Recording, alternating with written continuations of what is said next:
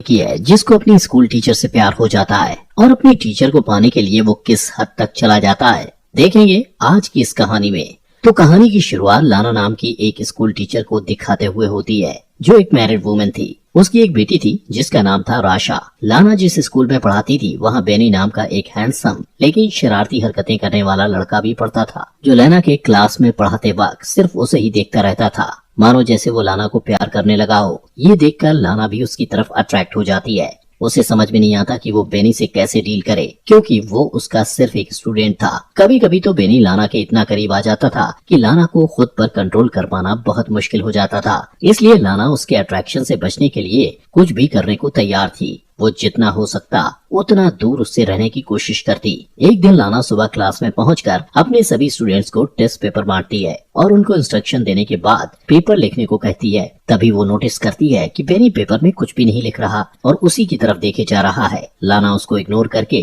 दूसरी तरफ देखने लग जाती है। क्लास के बाद वो अपनी बेटी राशा को स्कूल से लेने जाती है। राशा उसे हक करके बताती है कि स्कूल बहुत बोरिंग था। इस पर लाना हंसने लगती है। फिर वो राशा को कार में बिठाती है कि तभी उसकी नजर बेनी पर पड़ती है जो अपने डॉग को टहला रहा था। वो थोड़ी देर बेनी को देखने के बाद कार ड्राइव करके चली जाती है। अगले दिन लाना की एक स्टूडेंट जर्मी क्लास में प्रेजेंटेशन देती है। तभी लाना की नजर दो लड़कियों पर पड़ती है जो फोन पर मूवी देखकर हंस रही थी। लाना उन्हें वार्न करते हुए फोन को अपने बैग में रखने को कहती है पर वो लोग नहीं सुनती। तो लाना उनसे उनका फोन मांग लेती है और कहती है कि वो क्लास के बाद उनका फोन लौटाएगी। इस पर वेलरी नाम की लड़की लाना को फोन देते हुए उसे गंदी चुड़ैल कहती है जिसे सुनकर क्लास के बाकी स्टूडेंट्स हंसने लगते हैं। लाना उस लड़की को कहती है कि वो स्कूल अथॉरिटी से उसकी शिकायत करेगी।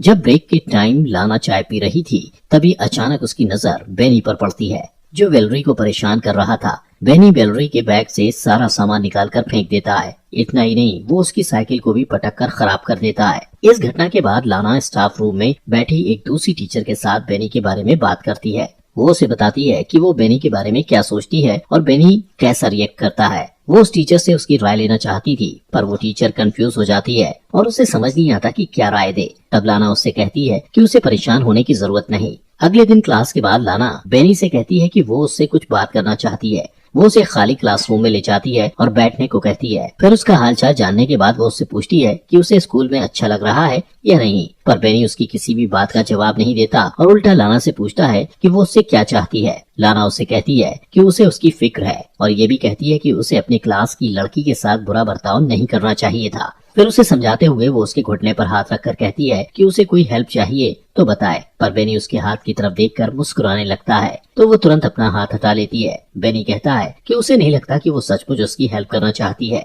लाना कहती है कि उसे उसके फ्यूचर की फिक्र है क्योंकि पिछले टेस्ट में वो फेल हो गया था। लाना की बात सुनकर बेनी हंसने लगता है और कहता है कि फालतू की बातें करने की जगह वो सच बताए कि वो उससे क्या चाहती है। लाना को कोई जवाब नहीं सूझता तो वो मीटिंग का बहाना करके वहाँ से चली जाती है। लेकिन जाने से पहले बेनी से कहती है कि जो कुछ भी वो कह रही थी वो उस पर गौर करे। अगली सुबह दौड़ने के बाद वो सांस लेने के लिए एक झील के पास रुक जाती है।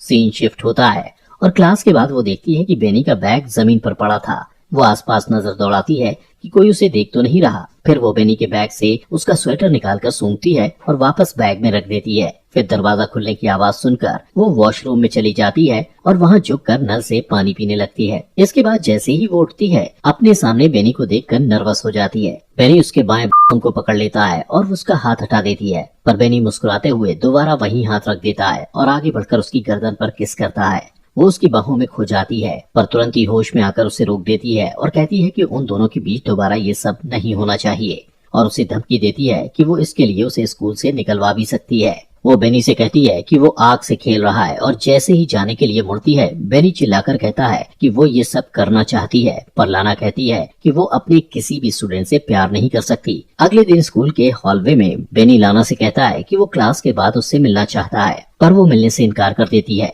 बात करते हुए वो लोग स्टेयर्स की तरफ चले जाते हैं। लाना कहती है कि उन दोनों के बीच जो कुछ भी हुआ था इसके लिए वो शर्मिंदा है। वो बेनी से कहती है कि वो उसका ख्याल अपने दिल से निकाल दे। ये कहकर वो वहाँ से चली जाती है और पार्किंग लॉट में जाकर देखती है कि उसके कार का साइड मिरर टूटा हुआ था और उसके कार पर स्क्रैच लगे हुए थे। फिर वो कार में बैठकर आशा को लेने के लिए उसके स्कूल जाती है जहाँ बैठकर वो बोर हो रही थी। सीन शिफ्ट होता है और हम लाना को अपने घर पर गार्डनिंग करते हुए देखते हैं। उसका हस्बैंड वार्ड उससे पूछता है कि उसकी कार को स्क्रैच कैसे लगा तो वो कहती है कि वो एक लैंप पोस्ट से टकरा गई थी। वार्ड उससे पूछता है कि लैंप पोस्ट से इस तरह के स्क्रैच कैसे हो सकते हैं, तो वो कहती है कि कभी कभी ऐसा होता है। फिर वो लाना से कहता है कि उसकी चाय ठंडी हो रही है और वहाँ से चला जाता है। अगले दिन लाना क्लास में अपने स्टूडेंट्स को इंटर्नशिप के लिए एक लेटर लिखने को कहती है और सबसे पूछती है कि किसी को कोई सवाल करना है। इस पर बेनी हाथ उठाकर उससे सवाल करता है कि क्या वो स्कूल में जॉब छोड़ना चाहती है, क्योंकि उसने उसे हेड मिस्ट्रेस के पास जाते देखा था। उसकी बात पर पूरी क्लास हंसने लगती है। तब लाना कहती है कि वो हेड मिस्ट्रेस को उसकी रिपोर्ट करेगी। इस पर बेनी कहता है कि लाना को हेड मिस्ट्रेस के तलवे चाटना पसंद है। उसकी बात पर लाना को गुस्सा आता है और वो उसके बैग को उठाकर क्लासरूम के बाहर फेंक देती है और उससे कहती है कि या तो वो क्लास के बाहर चला जाए या फिर वो खुद चली जाएगी। इसी बीच एक लड़का बोर्ड की तरफ डस्टर उठाकर फेंकता है जो लाना को हिट करते करते बचता है। ये देखकर लाना क्लास के बाहर चली जाती है और स्टूडेंट चीयर करने लगते हैं। अगले दिन जब लाना घर पर राशा को पढ़ा रही होती है तब उसका फोन बार बार बजने लगता है, पर जब भी लाना फोन उठाती है दूसरी तरफ से कोई नहीं बोलता। अगले दिन जब लाना स्कूल जाती है तो टाइम से पहले बेनी को क्लास में अकेला बैठा देखकर डर जाती है और स्कूल की रिसेप्शनिस्ट को जाकर कहती है कि उसकी तबीयत ठीक नहीं लग रही। इसके बाद वो घर चली जाती है। रात को डिनर बनाते समय वार्ड उससे पूछता है कि उसका दिन कैसा रहा, तो वो झूठ बोल देती है कि वो सारा दिन स्कूल में पढ़ाती रही और अपने स्टूडेंट के एग्जाम पेपर्स भी चेक करती रही। अगले दिन राशा को स्कूल में छोड़ने के बाद वो काम पर नहीं जाती और एक नदी के किनारे रुककर एप्पल खाने लगती है। फिर वो म्यूजियम में चली जाती है और थोड़ी देर तक पेंटिंग्स देखती रहती है। अचानक उसकी नजर बेनी पर पड़ती है। उसे वहाँ देखकर वो घबरा जाती है और जल्दी जल्दी वहाँ से निकलने की कोशिश करती है, पर लिफ्ट में उसकी मुलाकात बेनी से हो जाती है। बेनी लाना से कहता है कि वो उसे मिस कर रहा था, इसलिए स्कूल जाना चाहता था। फिर वो उसके बॉसम को छूने के लिए आगे बढ़ता है। लाना भी आउट ऑफ कंट्रोल होकर उसे 2 बार किस करने की कोशिश करती है, पर बेनी उसे रोक देता है और अपनी उंगलियों को उसके बॉडी पर फिराने लगता है। उस रात लाना को बार बार बुरे सपने आते हैं कि उसकी फैमिली उससे दूर हो गई है और वो घबराकर जाग जाती है। अगले दिन वो चुपके से स्कूल के एडमिनिस्ट्रेटर के ऑफिस में चली जाती है और वहाँ से एग्जाम पेपर चुरा कर लाती है। और जब सारे स्टूडेंट लंच करने के लिए कैफेटेरिया में चले जाते हैं तो बेनी को फंसाने के लिए वो पेपर्स उसके कोट में रख देती है।